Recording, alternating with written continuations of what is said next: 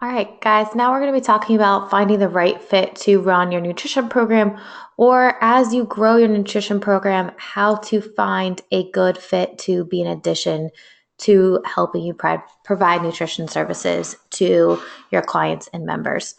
I can tell you that when I first started uh, a private practice, I was so busy seeing nutrition clients and working in my business, I could never work actually on my business. And it wasn't until I hired another dietitian and started asking for help and hiring out for some things, not trying to manage everything, is when I could really take the business to the next level. This is the same thing for you. If you are a gym owner and looking to run a nutrition program, you do not possibly have the time to implement a nutrition program well by yourself. You need to have someone helping and supporting you. Objectives of this webinar are going to be to be able to find the right fit to running the nutrition program. We're going to talk about hiring within versus outsourcing, employing multiple nutrition coaches. How does that work? And involving the owner with a rockstar nutrition coach and providing nutrition coach with the accountability they need to continue to grow a nutrition program without being right next to them every step of the way. So, first of all, I want to talk about finding a nutrition coach. If you are a gym owner, then when you look for a coach to coach classes or a personal trainer, what's the first thing that you look for? For us, we look for someone with the personality traits that we need for a nutrition coach. You can teach anyone to be a good coach. You could teach anyone how to squat. You cannot teach anyone to be personable and relatable and to be a cheerleader for someone. If they're very monotone, very stuck in their ways, it's going to be tough for someone to relate to them and stay motivated with them. So you need someone that is positive and relatable, someone that walks the walk. If you have someone who is telling their clients they shouldn't eat donuts and ice cream and they're posting about it, probably not the best option. You need to be able to set clear rules and expectations for your nutrition coach so there's consistency. The philosophies must align. So, like I was saying before, if they're posting pictures of things that they would tell people not to eat, it's going to be tough for someone to respect them. So, you want someone that is actually doing the plan, actually following it, seeing the results themselves, and they could be their own success story and testament that it does work. You need someone with a positive attitude, and we need someone that's a go-getter. We're going to talk about the intrapreneurial spirit and a little bit creating a business within a business, but you really need someone that's going to take the program to the next level and someone that you're not going to have to babysit and micromanage to do so. So when I looked for someone that was replacing me, I needed someone that's super positive and motivating. I needed a cheerleader. I want a bright spot engineer, someone that can find something positive in every single person, no matter how tough their month may have been or how off track their eating habits are. We need to find something that they're doing right, because we know that success leads to motivation. A lot of times people are very hard on themselves when it comes to nutrition. You need to find the successes within what they're doing now. If it's that they're eating consistently throughout the day, but eating consistently the wrong things, awesome. You're eating consistently. All we have to do is start swapping some of these foods in and out.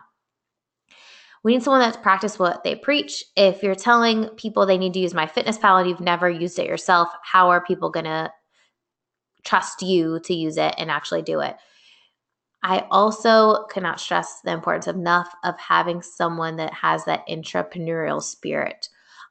If you have someone that's motivated or interested in nutrition, that's great. But if they cannot think outside the box, if they cannot be that go-getter person for you, go out and try to set up partnerships or create new pieces of content or do what they make the business their own, it's going to be tough for it to grow at the rate that you want it to grow and to the extent that it needs to grow. So who makes a great nutrition coach? It doesn't necessarily have to be one of your coaches. We just hired a nutrition coach, and she's someone that is very passionate about nutrition, has done our nutrition program for the past year and done very well with it, helps every single person that comes in her view with nutrition, creating videos and different recipes and teaching people what we taught her. She's interested and passionate about helping people. She is a great success story. Teachers make awesome nutrition coaches, believe it or not. So don't just think about your staff. If you're looking for someone to help you, maybe you don't have a good fit within your staff. Think about someone outside of your staff that could help you. Scope of practice. This is very important to understand. In some states, nutritionist is a legally backed term. In others, it is not. So no matter what, you cannot call yourself a dietitian. Again, some states, nutritionist is a legally backed term. Some states, it's not. You cannot provide medical nutrition therapy. So if someone has diabetes, kidney disease, cancer, all of these things, diverticulosis or colitis or Crohn's disease, helping them is out of the scope of practice of a nutrition program unless you are an RD. We had one of affiliate that I know was sent a letter by the state basically threatening them about his nutrition program. When we looked into it, it was just ensuring that he didn't call himself a dietitian or nutritionist and that he wasn't providing medical nutrition therapy or customized meal plans. So you need to look at your state's laws to ensure that you are not going out of the scope of practice of the program. You need to know where you're getting your information from. So many people call themselves a nutritionist. It's not a technical degree. So registered dietitian, you have to have an undergrad degree in dietetics. You also then have to go and do an internship, which requires 1,200 plus hours of supervised practice. And most of the programs nowadays are combined with a master's program as well. So it's master/internship. You have to have the undergraduate degree.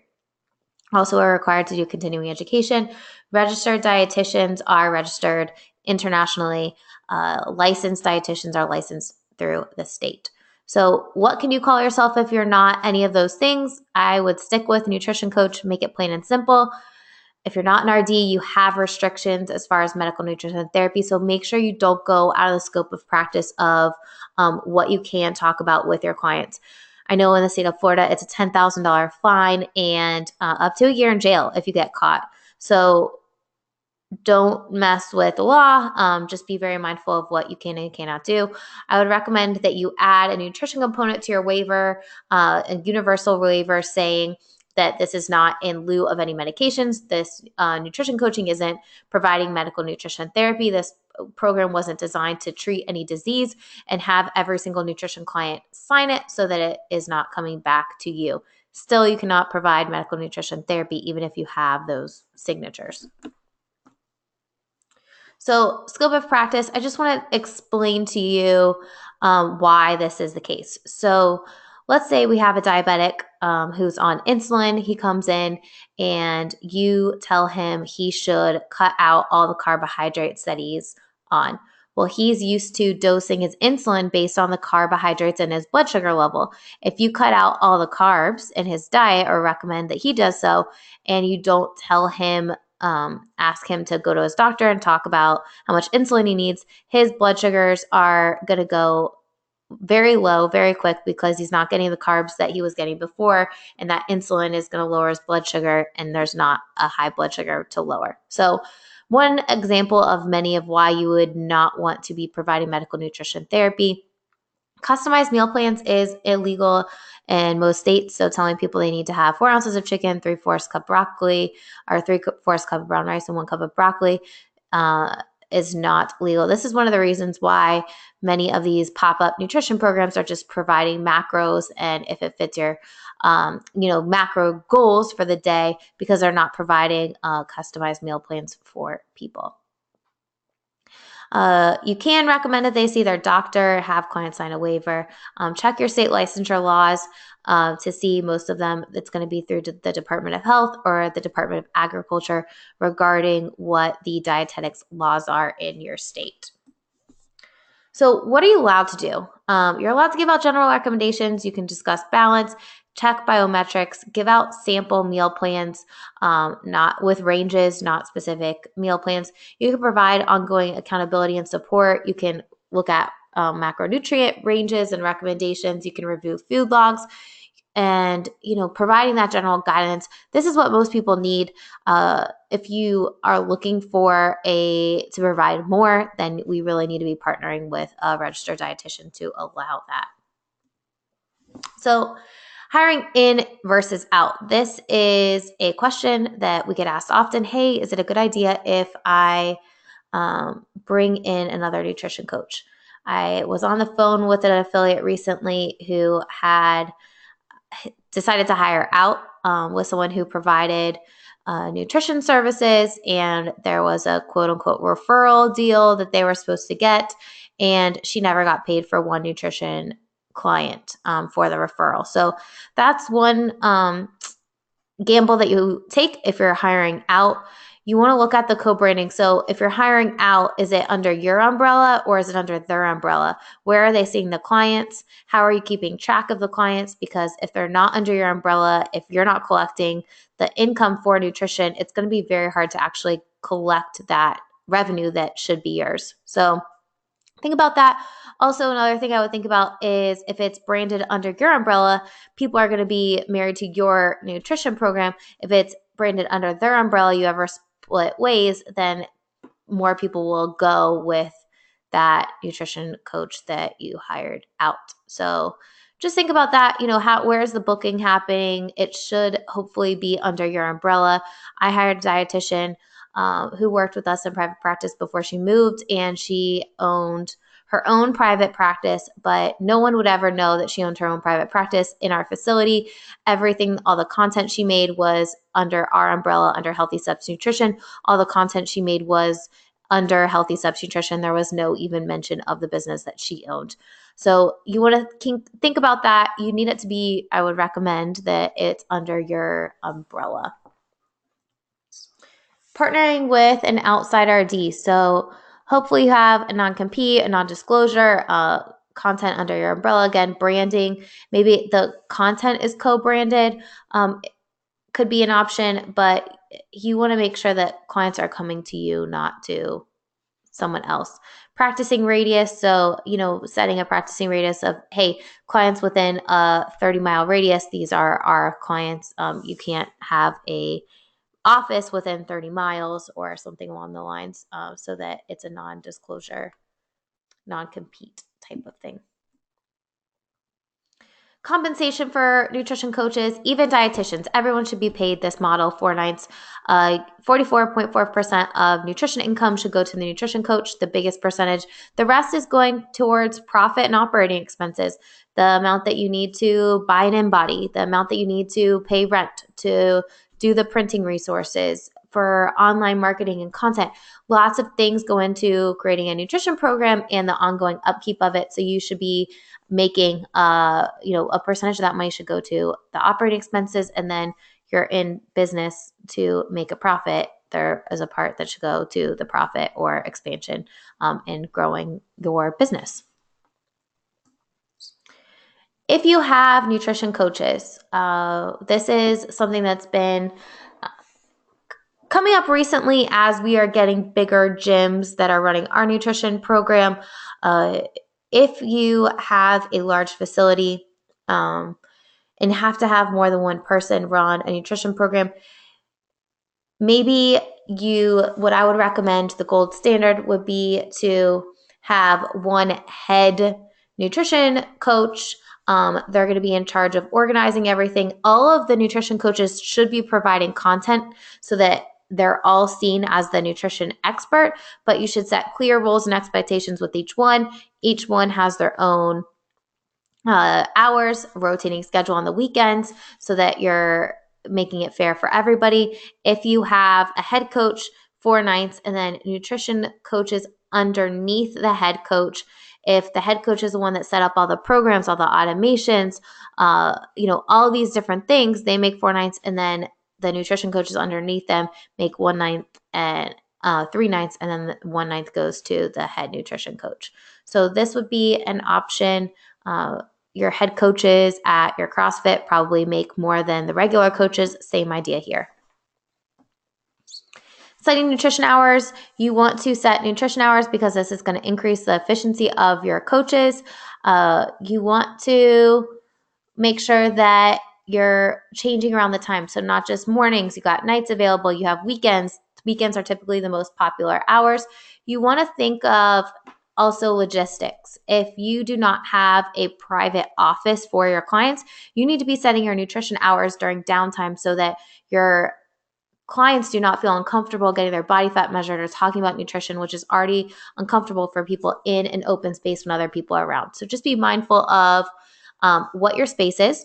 And if you have multiple nutrition coaches, you guys should be staggering the hours so that you don't have two people trying to use the office at the same time. Increases in efficiency of nutrition coaches, setting those hours is one thing. Scheduling posts to go out, scheduling email content to go out, automatic reminders for appointments. We use Acuity for that. Makes it really easy. A text message goes out. We have emails that go out as well to remind for appointments. And it also sends a text message to the nutrition coach. So pretty easy things that you can do to automate the process. The more automated you can make your nutrition program, the better. One thing that we've done this year is now we have an app. We can add programs to that. I can add a client to any program. It automates the videos each week that are released to them. So I'm not having to do anything extra in regards to the work for the nutrition program, but I have all the content that's consistently being trickled to the clients. Accountability for nutrition coaches. So this is something that some affiliates have a rock star nutrition coach. I can think of about 10 off the top of my head that are really, really great and do not need any accountability from the owners. They run with it is their program within the umbrella of the gym, which is awesome. You have others that really need that push. So they need that accountability for themselves from the owner to ensure the growth of the program. So my recommendation is that the owner consistently has meetings with the nutrition coaches, especially if you have multiple coaches to get everyone on the same page.